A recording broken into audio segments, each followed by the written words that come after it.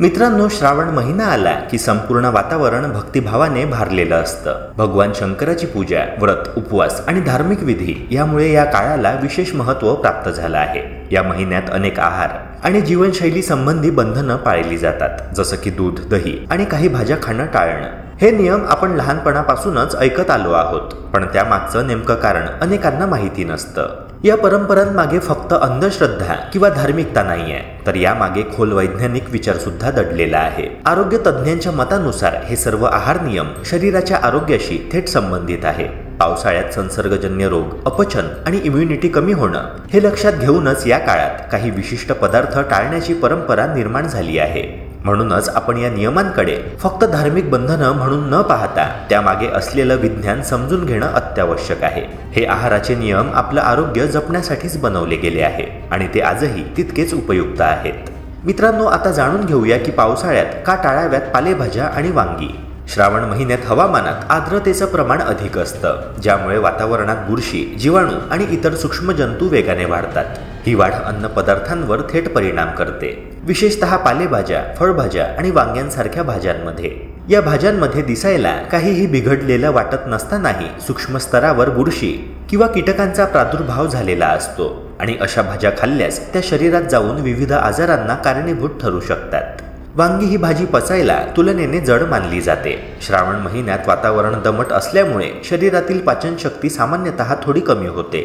अशा काळात वांग्यासारख्या जड अन्न पदार्थांचे सेवन केल्यास अपचन, पोटात गॅस होणे, सूज येणे किंवा पोटदुखी यांसारख्या समस्या सहजपणे होऊ शकतात। विशेषतः ज्या लोकांची पचन संस्था आधीपासूनच नाजूक आहे त्यांच्यासाठी तर अशा भाज्या अधिक त्रासदायक ठरू शकतात। या पार्श्वभूमीवर श्रावण महिन्यात वांगी आणि काही विशिष्ट भाज्यांचे सेवन टाळणे हा केवळ धार्मिक किंवा परंपरेशी संबंधित मुद्दा नाहीये, तर त्यामागे आरोग्य दृष्टीने ठोस कारणं आहेत। भारतीय ऋतुनिष्ठ आहार पद्धतीनुसार हवामान आणि शरीराच्या स्थितीनुसार आहारात योग्य ते बदल करणं गरजेचं असतं। त्यामुळे श्रावणात काही भाज्यांपासून दूर राहणं हे शरीराची संरक्षण शक्ती टिकवून ठेवण्यासाठी आणि पचन संस्थेला आराम देण्यासाठी एक योग्य आणि वैज्ञानिक निर्णय आहे। मित्रांनो, आता जाणून घेऊया की दूध आणि दही टाळण्यामागे काय कारण आहे।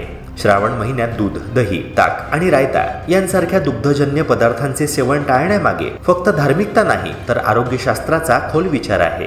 पावसाळ्यात वातावरणातील आर्द्रतेमुळे जमिनीत आणि गवतामध्ये बुरशीजन्य आणि विषारी घटक वाढतात। जनावरे हेच गवत चरतात, त्यामुळे त्यांच्या शरीरात आणि विशेषतः दुधामध्ये हे घातक घटक मिसळले जातात। अशा दुधाचे सेवन केल्यास शरीरात सूक्ष्म प्रमाणात जंतू किंवा बुरशीजन्य घटक प्रवेश करू शकतात, जे आरोग्यासाठी हानिकारक ठरू शकतात।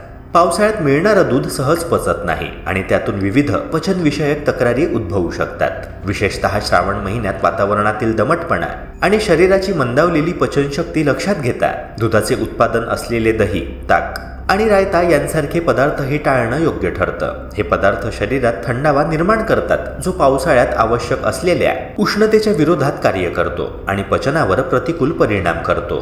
त्यामुळे गॅस, अपचन, ऍसिडिटी आणि सूज यांसारख्या समस्या उद्भवू शकतात। तेव्हा मित्रांनो, ही पार्श्वभूमी पाहता श्रावण महिन्यात दुग्धजन्य पदार्थांपासून अंतर ठेवणं ही एक काळानुरूप तयार झालेली आरोग्यदायी शिस्त आहे। भारतीय आहारशास्त्र हे ऋतूनुसार आहारात बदल करण्यावर भर देतं आणि त्यामध्ये हा सल्ला पूर्णतः वैज्ञानिक दृष्ट्या योग्य ठरतो। त्यामुळे केवळ परंपरेपोटी नव्हे, तर स्वतःच्या आरोग्याच्या दृष्टीने देखील या काळात दूध व त्यापासून बनणाऱ्या पदार्थांचा संयमाने वापर करणं आवश्यक आहे।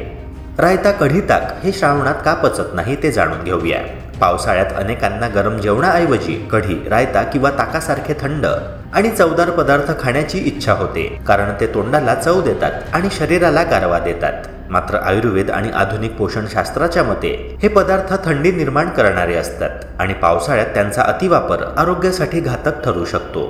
श्रावण महिन्यात वातावरण दमट आणि थोडं थंडसर असल्यामुळे शरीराची पाचनशक्ती आधीच कमी झालेली असते। अशा परिस्थितीत थंड गुणधर्म असलेले पदार्थ खाल्ल्यास पचन तक्रारी जसे की गॅस, मळमळ, पोटदुखी किंवा अपचन होण्याची शक्यता वाढते। शिवाय पावसाळ्यात वातावरणात जंतू, बुरशी आणि विषाणू यांचा संचार मोठ्या प्रमाणात असतो। ताक, रायता यांसारखे पदार्थ लवकर खराब होणारे म्हणजेच नाशवंत असल्यामुळे त्यामध्ये सहज बुरशी किंवा जंतूंचे इन्फेक्शन होऊ शकतं। हे बाह्य सूक्ष्म जंतू शरीरात प्रवेश केल्यास अन्न विषबाधा, अतिसार किंवा इतर पचन संस्थेशी संबंधित आजार उद्भवू शकतात। त्यामुळे हे पदार्थ कितीही चविष्ट वाटले तरी त्यांच्या सुरक्षिततेची हमी नसल्यामुळे त्यांचा वापर टाळणं अधिक योग्य ठरतं.